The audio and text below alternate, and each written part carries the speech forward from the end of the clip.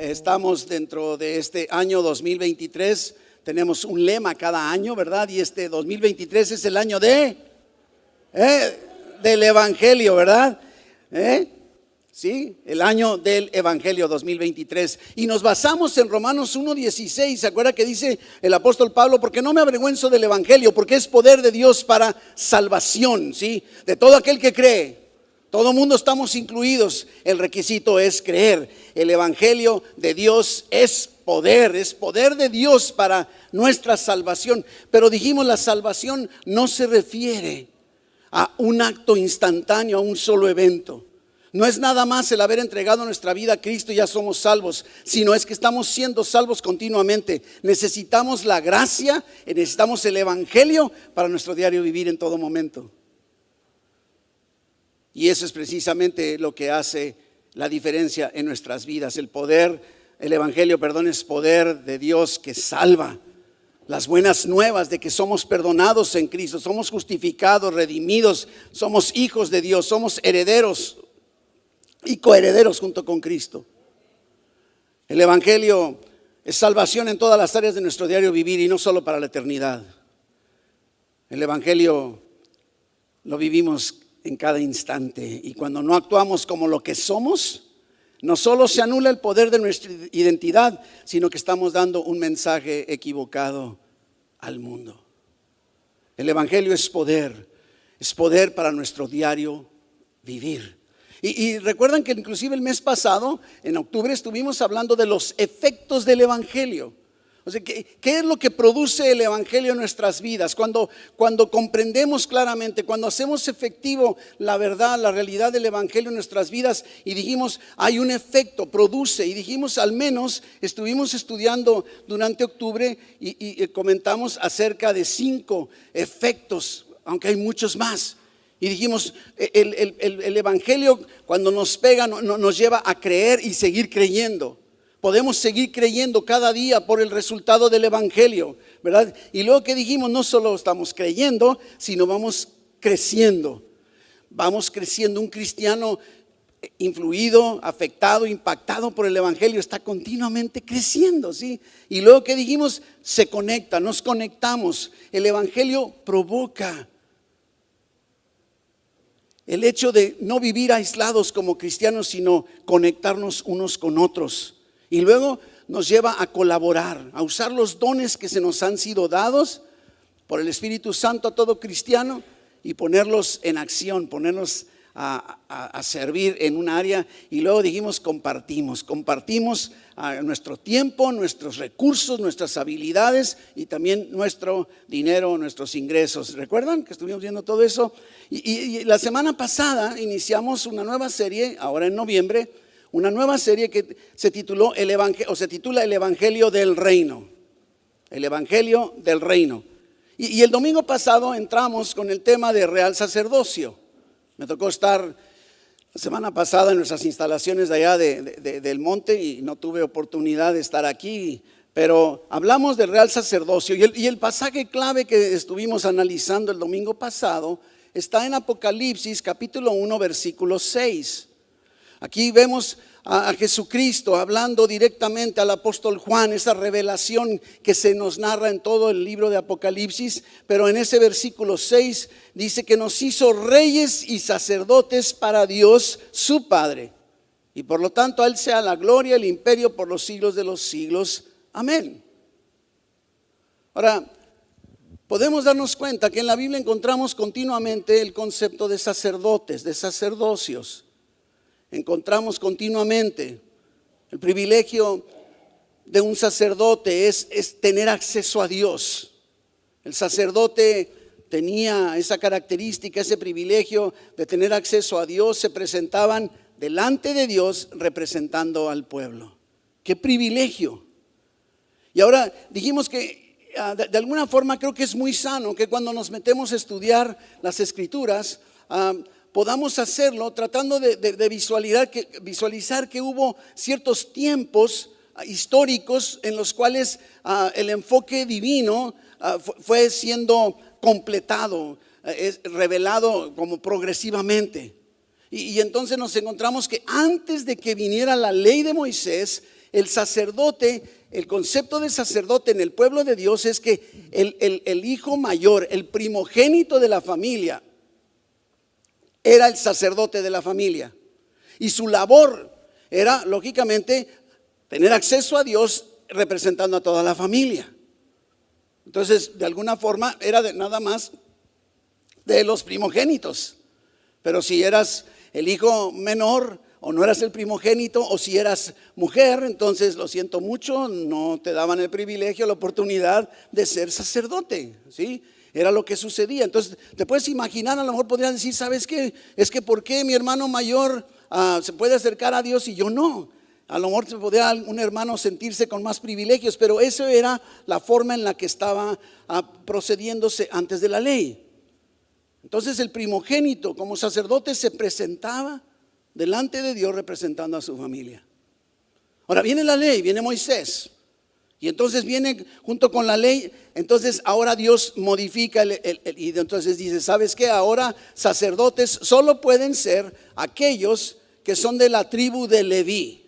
Si no eres de la tribu de Leví, aunque seas primogénito, no puedes ser sacerdote. Es lo que establece la ley, ¿sí? Solo tribu de Leví. Ya no era el primogénito, ya no era el hijo mayor, ahora era de la familia de Leví que podían ser sacerdotes. Ahora viene el Nuevo Testamento, otra parte de la historia, y entonces nos encontramos con Primera de Pedro, capítulo 2, versículo 5. Primera de Pedro 2, 5. Y dice, vosotros también, como piedras vivas, sed edificados como casa espiritual. Ahí está haciendo una analogía en donde lógicamente nos está comparando a piedras, a ladrillos vivos, ¿sí? Para lógicamente edificar como casa espiritual, pero también dice y sacerdocio santo. Ya no está hablando a los levitas.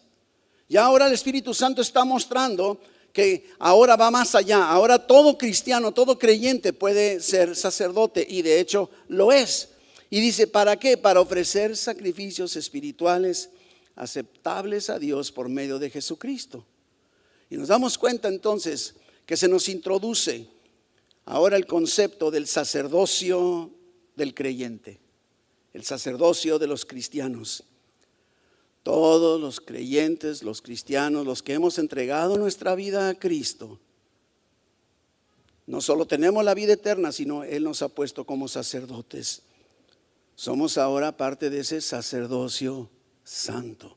Lo dice la Biblia así. Y entonces algo increíble, el acceso a Dios ya no está limitado ni al primogénito ni a los levitas. Ya no está limitado a eso. Ya no es el derecho exclusivo de un primogénito. Ya no tampoco los levitas. Ya no, ahora mediante la muerte y la resurrección de Jesucristo, ¿sí? El velo del templo se rasgó, que es lo que indicaba la separación del lugar santo, del lugar santísimo, y por lo tanto solo el sacerdote podía acceder, y a veces eso solo sucedía una vez al año. Pero con la muerte de Jesucristo el velo se rasga. Mire lo que dice Hebreos capítulo 10, Hebreos 10, 19, y dice así que hermanos, teniendo libertad para entrar en el lugar santísimo. Se fija la gran diferencia. Antes de la ley no había libertad para entrar a la presencia de Dios. Y durante la ley no había libertad para que todos pudiéramos accesar a Dios. Pero ahora está diciendo, ahora tenemos la libertad para entrar en el lugar santísimo. ¿Por qué? Por la sangre de Jesucristo. Y eso es lo que hace toda la diferencia. Eso es lo que hace toda la diferencia. Y dice versículo 20, por el camino nuevo y vivo que Él nos abrió a través del velo, esto es de su carne. Y teniendo un gran sumo sacerdote sobre la casa de Dios, se refiere a Jesucristo. Acerquémonos, mire, con corazón sincero, en plena certidumbre de fe, purificados los corazones de mala conciencia y lavados los cuerpos con agua pura. Todos ahora en Cristo podemos accesar a la presencia del Dios Todopoderoso. Oiga, esto es como para Y dices, bueno, ya lo sabía. Sí, ya sé que ya lo sabías, nada más que el enfoque ahora es del sacerdocio, ¿verdad? Hebreos 4:16 nos dice, acerquémonos pues confiadamente. Acerquémonos pues confiadamente al trono de la gracia para alcanzar misericordia y hallar gracia para el oportuno socorro. Hallar gracia. Cada uno de nosotros como cristianos tenemos acceso a Dios. Ese es el concepto del sacerdocio del creyente, que ya no es un derecho del varón, ni de la tribu de Leví, ni de raza, ni de cultura, ni de sexo. Nos ha dado acceso a todos. A todos. Esto es increíble, poder saber que no necesitamos nadie. No necesitamos esperar a un sacerdote que ore por nosotros o que no decirle, oye, te encargo cuando vayas a la presencia de Dios, ahí te encargo, ahí te paso un papelito para mi petición. Ya no, ¿verdad? Y ahora podríamos decir, bueno, el punto está que ese concepto de sacerdocio puede quedar así medio en el aire. Diríamos, sacerdotes ¿para qué? ¿Sacerdotes para qué? Ahí mismo nos está diciendo lo que acabamos de leer en Primera de Pedro 2:5. Nos dice con toda claridad, dice, para ofrecer sacrificios espirituales aceptables a Dios por medio de Jesucristo. Nos está diciendo el apóstol Pedro que como sacerdotes venimos delante de Dios ofreciendo sacrificios espirituales, como los sacerdotes del Antiguo Testamento tenían que presentar sacrificios nada más que eran de animales. Qué bueno que no tenemos que traer ahora animalitos, ¿verdad? A ser sacrificados, es una bendición. Nosotros tenemos que ofrecer sacrificios espirituales. Ahora, ¿cuáles serían los sacrificios espirituales? Mire, por ejemplo, en Hebreos capítulo 13, versículo 15. Hebreos 13:15 nos dice con toda claridad, ¿sí?, que debemos lógicamente ofrecer por medio de Jesucristo, ¿sí?, sacrificio de alabanza. ¿Qué es el sacrificio de alabanza? Fruto de labios que confiesen su nombre. Eso es lo que tenemos que, es más de lo que estuvimos haciendo ahorita durante la alabanza. Estamos lógicamente como sacerdotes, somos sacerdotes del Dios Altísimo, los que hemos entregado nuestra vida a Cristo, y entonces estamos puestos como sacerdotes para ofrecer sacrificios espirituales a nuestro Dios, y uno de ellos es la alabanza, ese fruto de labios que confiesan su nombre. No solo eso, recuerda Romanos 12 nos dice, os ruego por las misericordias de Dios que presentéis, ¿qué cosa? Vuestros cuerpos en qué, en sacrificio vivo. Se está refiriendo a un sacrificio espiritual, a un sacrificio espiritual, y muchos otros sacrificios que podemos encontrar aplicado. Está refiriéndose a sacrificios espirituales, ¿sí? Y entonces lógicamente también nos dice otra función. Ahora adelántese en Primera de Pedro, pero vámonos al versículo 9. En donde Pedro ha comprendido bien este nuevo concepto del sacerdocio del creyente y dice, mas vosotros, ustedes, nosotros, los creyentes, ¿verdad?, somos un linaje escogido, real sacerdocio, nación santa, pueblo adquirido por Dios. Y dice, ¿para qué? Para anunciar las virtudes de aquel que nos llamó de las tinieblas a su luz admirable. Entonces somos sacerdotes en el Nuevo Testamento, como creyentes nos acercamos a Dios ofreciendo sacrificios espirituales y anunciando a los demás las virtudes del Todopoderoso que nos sacó de un mundo de tinieblas a su luz inefable. Y entonces empezamos a darnos cuenta que la labor o la responsabilidad sacerdotal implica mucho más allá que solo hablar de sacerdotes. Tiene todo un contexto. Pero no se queda ahí la palabra, empieza a conectar junto con el sacerdocio, conecta algo curioso. Si usted se fija ahí en Primera de Pedro 2:9, dice real sacerdocio. Quiere decir que está conectando el sacerdocio con la realeza, en el sentido del sacerdocio con los reyes. Rey y sacerdote lo está juntando. Este es un concepto nuevo porque es del Nuevo Testamento. En realidad no encontramos este concepto en ningún sacerdote que fuera sacerdote y rey al mismo tiempo, ¿no? Entonces, inclusive nuestro pasaje de Apocalipsis 1 dice que nos hizo reyes y sacerdotes. Así, por si no nos quedaba claro lo que es real sacerdocio, aquí encontramos en Apocalipsis que nos hizo reyes y nos hizo sacerdotes.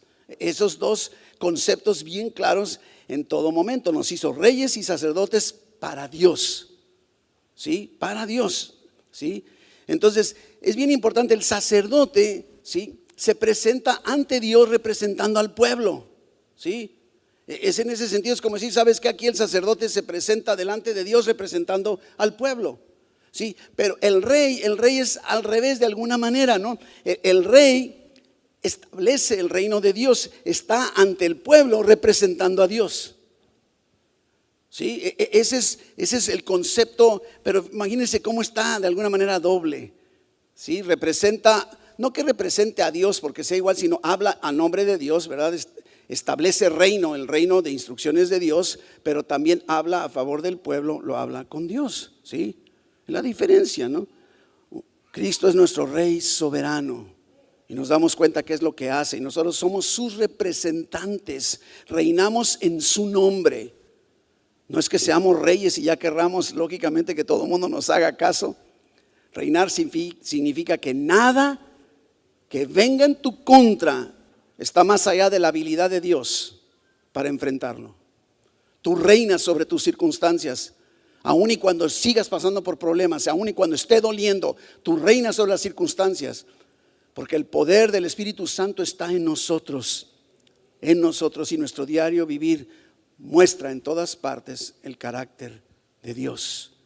Y es solamente en Cristo que todo esto es posible. Se logró a un gran precio, la vida misma de Jesucristo. La vida misma. Cristo murió, resucitó y ahora está a la derecha del Padre para que cada uno de nosotros, para que tú y yo en el nombre de Jesús tengamos acceso a Dios. Y esto debe transformar toda, ¿sí? Y es en Cristo que podemos, ¿sí? Sabemos bien que la Biblia nos enseña que desde no sé, por el pecado de Adán, todos nacemos en pecado. Toda la humanidad quedamos víctima de la desobediencia de Adán. Nacemos en pecado. Tendremos que sufrir las consecuencias de ese pecado. Y ahí en Romanos 5:12, como todo el capítulo 5, el apóstol Pablo está explicando todo este concepto, compara a Adán con Jesucristo. Y dice, por tanto, como el pecado entró en el mundo por un hombre. ¿Cuál hombre? Adán. Y por el pecado entró la muerte.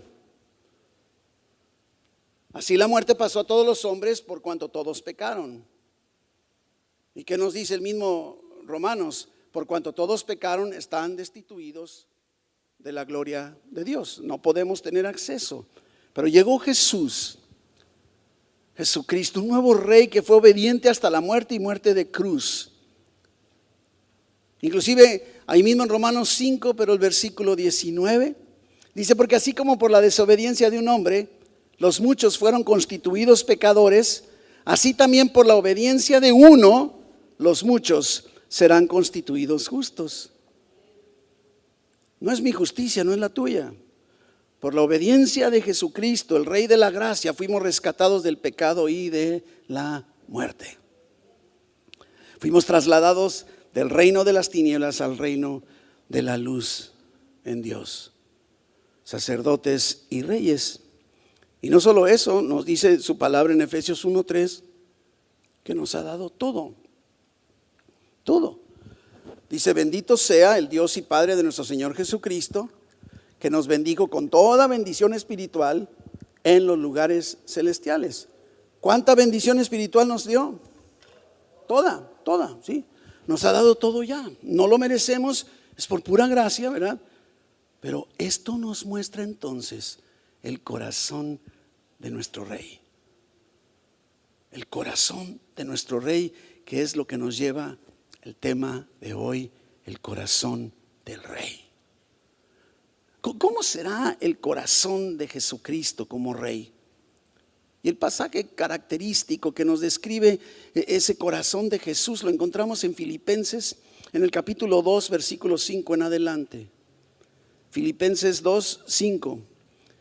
Y dice: haya pues en vosotros este sentir que hubo también en Cristo Jesús, el cual, siendo en forma de Dios, no estimó el ser igual a Dios como cosa que aferrarse, sino que se despojó de sí mismo, tomando forma de siervo, hecho semejante a los hombres, y estando en la condición de hombre, se humilló a sí mismo. Nadie lo humilló, se humilló a sí mismo, haciéndose obediente hasta la muerte, y muerte de cruz. Jesús, nuestro Rey, lo podemos ver, se despoja de todo para tomar nuestro lugar. Ese es el corazón del Rey. Ese es su corazón. Dejó resuelto todo. No quedó cabo suelto. No hay nada pendiente que resolver. El derramamiento de su sangre dejó saldado el precio de nuestro rescate, de nuestro pecado. El corazón de nuestro Rey Jesucristo se muestra en su gracia, en su justicia y en su obra en nosotros. Romanos 5:17, que es nuestro pasaje de esta semana. Miren lo que dice: pues si por la transgresión de uno solo, otra vez Adán, reinó la muerte, mucho más reinarán en vida por otro, uno solo, que es Jesucristo, los que reciben la abundancia de la gracia y del don de la justicia. Así que el corazón del Rey es un corazón de gracia. Un corazón de gracia. Por la transgresión de uno, que es Adán, reinó la muerte, y por uno solo, que es Jesucristo, reinamos tú y yo en vida. Por Adán reinó el pecado y la condenación a nuestra vida, y por Jesucristo reinamos ahora en vida. Reyes y sacerdotes, representamos a Dios aquí en la tierra. Este es el milagro en nuestras vidas. Reinamos en vida, como ahora, sobre nuestro pecado. Tenemos todo, la autoridad, el poder del Espíritu Santo para enfrentar todo nuestro pecado, todas nuestras circunstancias, nuestros problemas y preocupaciones, ¿verdad? Todo lo que me aqueja queda bajo la autoridad de Jesucristo, mi Rey. Y a veces andamos creyendo que somos víctimas del enemigo, pero nuestra parte es creer y actuar en Cristo. Creer y actuar en Cristo. Y por si eso fuera poco, fíjese que dice abundancia de la gracia. No nada más dice gracia, sino abundancia. Y fíjese que estaba revisando la palabra original que aquí utiliza Pablo en el griego, periseía, significa provisión excesiva. No nada más esa, provisión excesiva, superabundancia. Fíjese nada más. No nada más nos dio así, ahí te va tantita gracia para que logres pasar el día. No, es así, provisión excesiva, superabundancia, abundancia de gracia, favor inmerecido. Inclusive, ¿recuerdan la definición completa de gracia? ¿Qué dijimos? No nos podemos quedar cortos. La gracia para salvarnos, sí. Que dice Efesios 2, nos dice con toda claridad que por gracia, mediante la fe, somos salvos, ¿verdad? Con toda claridad lo dice. Con toda claridad lo dice. Y entonces, por pura gracia, creemos, entregamos nuestra vida a Cristo y somos salvos. Pero ¿qué pasa ahora una vez salvos de aquí hasta que Dios nos llame a su presencia? Entonces necesitamos también la efectividad de su gracia. Y entonces hemos dicho que la gracia, una vez salvos, viene representando la habilidad inmerecida, sobrenatural, dada por Dios para enfrentar todo lo que tengamos que enfrentar. Ya no podemos como cristianos decir: es que yo no puedo dejar esto, no puedo hacer esto otro. Más bien se trataría más de si quieres o no quieres, porque la habilidad ya está dada, el poder del Espíritu Santo, lo hemos dicho. El mismo poder que levantó a Jesucristo de los muertos es el mismo poder que actúa poderosamente en ti y en mí. Podemos enfrentar lo que sea que venga aunque esté doliendo, aunque estemos raspados, aunque nos estemos arrastrando, pero vamos caminando, creyendo, sabiéndonos habilitados para enfrentar aún nuestro problema, nuestro dolor y nuestra inquietud. Gracia para vivir cada día. Pensar que tenemos que dar o hacer algo para recibir lo que ya es nuestro es como tratar de comprar algo que no está en venta, y entonces estamos abaratando o menospreciando el mensaje del Evangelio. El corazón del Rey es un corazón de gracia, un corazón que da inmerecidamente e incondicionalmente. Y no podemos diluir el mensaje del Evangelio, de la obra de Cristo. Y por eso la gracia es primero, las obras vienen después. Lo vimos el día de hoy en nuestra clase de escuela dominical, o lo repasamos porque ya lo hemos visto. En Efesios 2, ¿verdad? Del 8 al 10, nos dice lo que acabo de decir: por gracia somos salvos mediante la fe, ¿verdad? No, pues es don de Dios, ¿verdad? No de vosotros, no por obras, para que nadie se gloríe. Perfecto, somos hechura suya, creados en Cristo Jesús, y dice para buenas obras. Y entonces nos damos cuenta que las obras no son para salvarnos. Las obras son el resultado de nuestra salvación. Un corazón que ha sido salvo obra, actúa, ¿verdad? Conforme, ¿sí?, a las obras que Dios inclusive preparó de antemano. Antes de que nacieras, Dios ya tenía el paquete de tu propósito de vida, creados para buenas obras y no por buenas obras.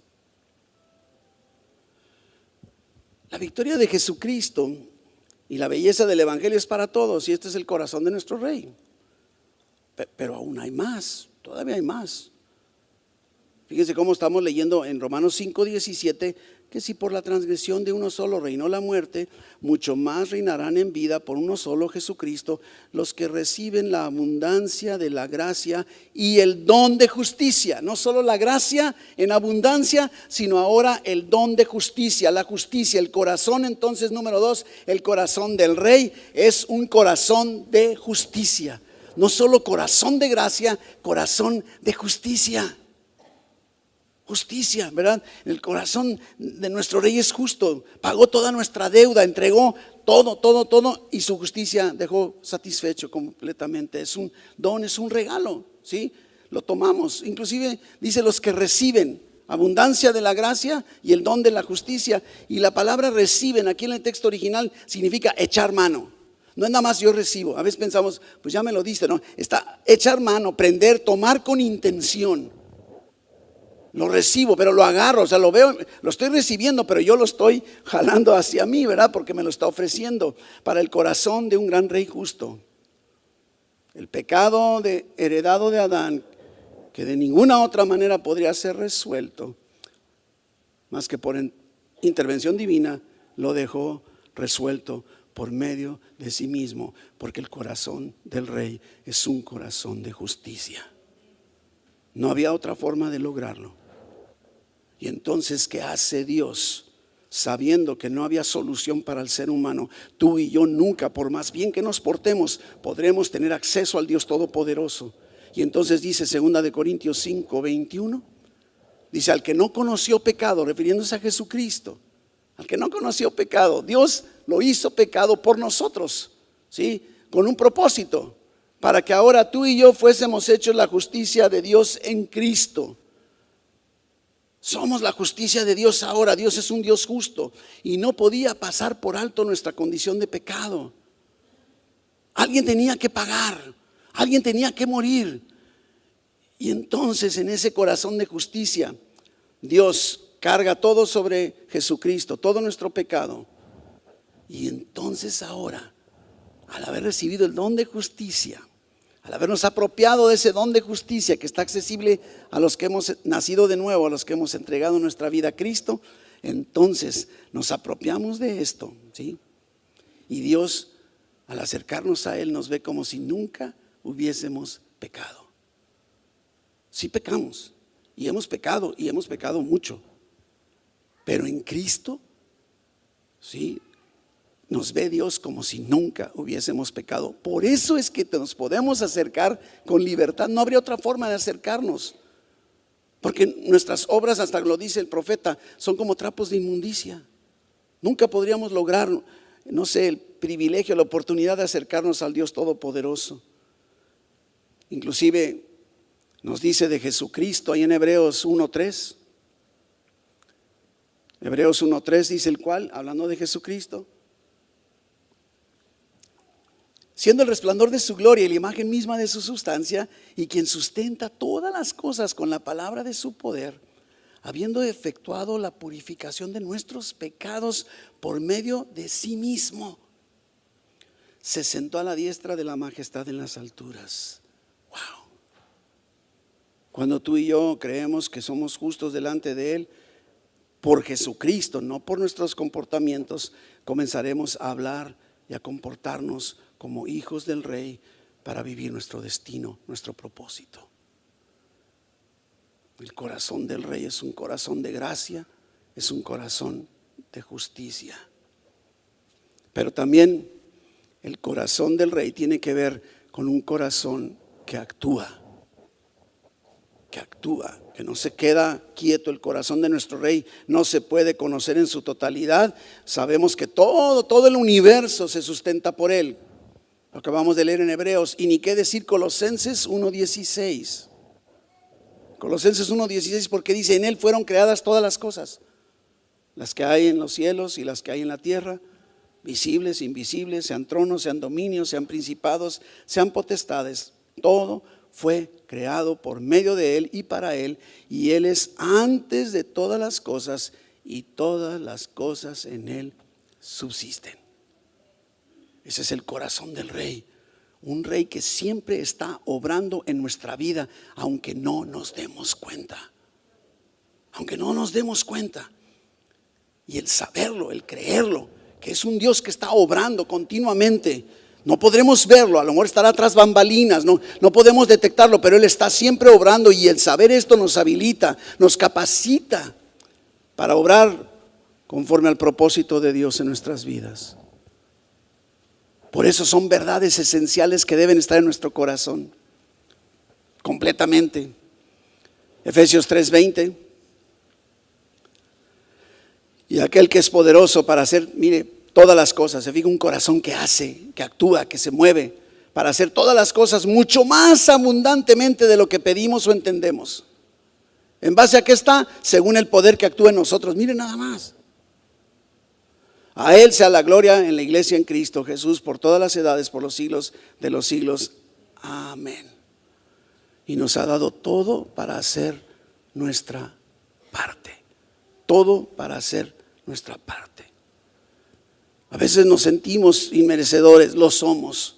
Nos sentimos culpables, lo somos. Pero por eso es que hemos tomado, hemos recibido el don, ¿sí?, de justicia. Y hemos recibido la abundancia de su gracia.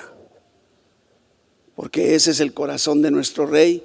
Y entonces, como Él es un corazón que obra, nosotros también podemos y sabemos que estamos habilitados para obrar.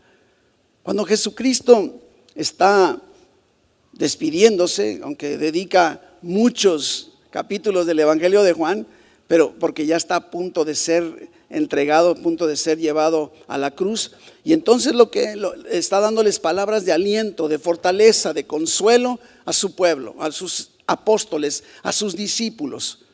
Y ahí en el capítulo 14 del Evangelio de Juan encontramos un pasaje hermosísimo, versículo 12, Juan 14:12. Y miren lo que está diciendo Jesucristo. ¿Por qué? Porque su corazón es un corazón que actúa. Su corazón es un corazón que no se está quieto. Y dice: de cierto yo les digo que el que en mí cree, las obras que yo hago, se fija, él las hará también. Es un corazón que obra, que actúa. Y ahora tú y yo igual podemos entonces actuar. Dice: las obras que yo hago las hará también. Pero todavía no se queda ahí nada Jesucristo. Mira lo que dice: y aún mayores hará. ¿Por qué? Porque voy al Padre. Jesucristo ya fue al Padre.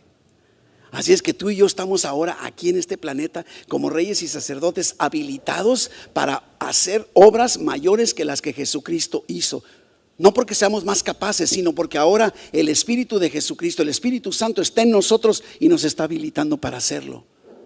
Y nos podemos mover imitando el corazón de nuestro Rey, que nos movamos con corazón de gracia, con corazón de justicia y con un corazón que obra a favor de lo que Dios quiere que se haga en este mundo, en nuestro entorno, en nuestra iglesia. El corazón de nuestro Rey Jesucristo quiere que continuemos haciendo lo que Él hizo mientras estuvo aquí en la tierra y todavía más. Todavía más. Este es el corazón del Rey Jesucristo, en quien hemos puesto toda nuestra confianza, y ahora nos ha dado la vida eterna para que vivamos habilitados por su gracia, imitándole, copiándole o siendo influidos por Él, con gracia, con justicia y moviéndonos, actuando conforme al propósito que Él trazó para nuestras vidas. Nos debemos estar moviendo. Y ese es precisamente el mensaje del Evangelio, el corazón de nuestro Rey. Porque si no, nos quedamos nada más en los privilegios de los reyes y sacerdotes. Pero aquí lo importante no somos tú y yo, sino la habilidad que Dios ha puesto en nosotros, y esa habilidad se llama Jesucristo. Ahora, si tú el día de hoy estás aquí y tú no has entregado tu vida a Cristo, entonces siento decirlo que no tienes esa habilidad, y por eso estás enfrentando y batallando todo lo que estás batallando, sufriendo todo lo que estás sufriendo, derrotándote todo lo que estás derrotando. ¿Por qué? Porque no has entregado tu vida a Jesucristo. Y por ahí se comienza. Y cada domingo buscamos asegurarnos, antes de terminar, porque este sermón ya estamos terminando, por si usted está desesperado. Pero es bien importante dar la oportunidad. Si tú estás aquí, tú nunca has entregado tu vida a Cristo, y yo te diría, ¿por qué no hacerlo el día de hoy? La palabra de Dios nos dice con toda claridad en la carta a los Romanos, que si nosotros creemos con nuestro corazón y confesamos con nuestra boca que Cristo es el Señor y que Dios le levantó de los muertos, seremos salvos. Seremos salvos. Es lo que Él nos está ofreciendo, la salvación, la vida eterna. Así que si no has entregado tu vida a Cristo, ¿por qué no hacerlo el día de hoy? Yo te quiero invitar, antes de concluir, si quieres entregar tu vida a Cristo el día de hoy, que levantes tu manita y me digas: yo quiero empezar el día de hoy caminando de la mano del Dios Todopoderoso, sabiendo que Él me ha perdonado todos mis pecados y que me da el poder para enfrentar todo lo que tenga que estar enfrentando, y que cuando yo llegue al cielo, esa será la culminación de todo. Dios te bendiga. Dios te bendiga allá también. Dios te bendiga. Esta es la oportunidad que Dios está dando para que podamos entregar nuestra vida a Cristo. Allá arriba, no dejemos pasar esta oportunidad. Dios te trajo aquí, por algo estás aquí. Trata de ver, o sea, no fue que alguien te impulsó, te obligó o te trajeron. Él te trajo aquí porque quería tener este encuentro contigo. Levanta tu mano también, si no lo has hecho hasta ahora, y vamos dando este paso de fe. Vamos comenzando con el pie derecho. Todos ustedes que levantaron su manita, ¿por qué no se ponen de pie? Vamos a orar. Quiero invitarles a que oremos juntos. ¿Sí? ¿Quieren pasar? Pásenle acá al frente, claro que sí. Vamos orando.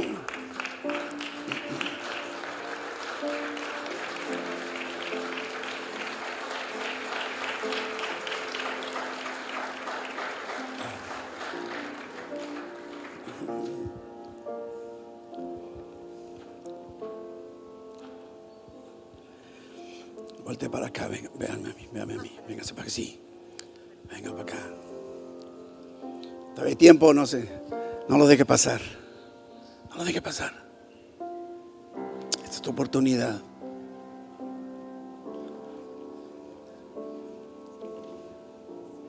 A veces necesitamos que alguien se anime para animarnos. Y aquí se animaron varios. No te quedes ahí. Les voy a invitar a que oren conmigo, repitan conmigo. Apropiense de las palabras. Las palabras son dictadas. Si ustedes no se las apropian en su corazón, no significan de nada. Venga para acá. ¿Ya ve? Así es que apropiese de estas palabras. Cierre sus ojitos, le vamos a hablar a Dios.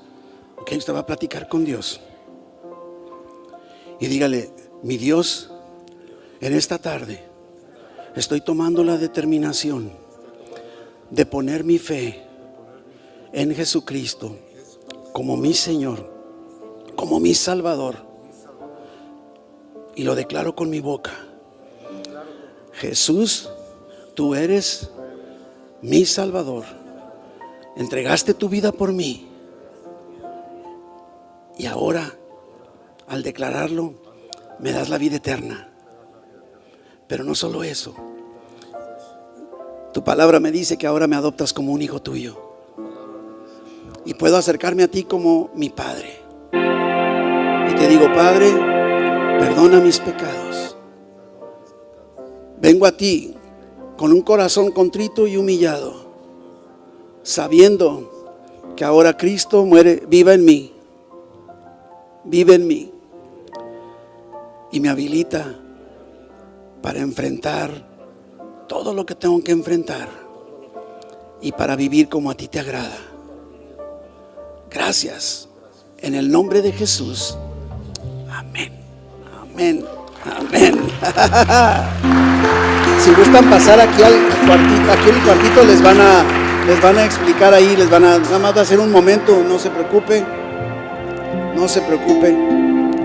no le vamos a, como les digo, no les vamos a vender un libro, ni les vamos a pedir dinero, ni les vamos a cambiar de religión. Y ahí déjenlos un ratito, van a asegurarnos que hayan comprendido lo que acaba de suceder. Mientras tanto, iglesia, tú y yo que hemos entregado ya nuestra vida a Cristo, el corazón del Rey nos imparte gracia y nos hace justos. Aunque no lo somos, nos hace justos. Podemos entonces extender su gracia a los demás.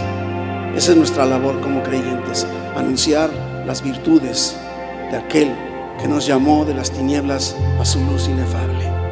Tenemos toda una tarea por delante, pero no es en nuestras fuerzas, es en las fuerzas y en el poder del Espíritu Santo que está en nosotros. En toda esta responsabilidad y mostrando donde quiera que estemos, mostrando el poder de Dios. Era lo que sucedía en los primeros cristianos y es lo que sucede ahora en nosotros. Donde quiera que vayamos, mostramos el poder de Dios en todo lo que hacemos. Y entonces creerán, como ellos han creído, que Dios envió a Jesucristo para la salvación de todo aquel que cree. Padre, te doy tantas gracias, mi Dios, mi Rey justo, Rey de gracia, Rey que actúa. Gracias, Padre bendito, por el acercamiento que podemos tener, con la libertad que tú ya nos has dado para precisamente acercarnos así, confiadamente. Y lo hacemos justo en esta tarde, con toda la libertad, Señor. Agradecidos contigo en todo momento. Te damos gracias en el nombre de Jesús. Amén, amén, amén, amén.